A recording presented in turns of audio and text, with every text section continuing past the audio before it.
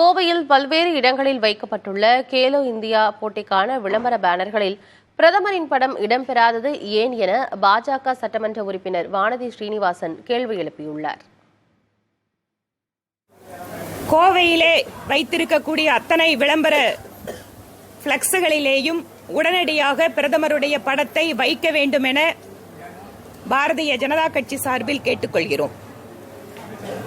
அப்படி ஒருவேளை அரசாங்கம் தமிழக அரசு எங்களுடைய கோரிக்கையை புறக்கணிக்கும் என்றால் மாநகர் மாவட்டத்தினுடைய தலைவர் திரு ரமேஷ்குமார் அவர்கள் தலைமையிலே எங்கள் கட்சியினர் ஒவ்வொரு விளம்பர பதாகையிலேயும் பிரதமர் மோடி அவர்களுடைய புகைப்படத்தை ஒட்டுவார்கள். நாங்கள் கேட்பது சட்ட ரீதியாக நிர்வாக ரீதியாக நியாயபூர்வமான ஒரு கோரிக்கை.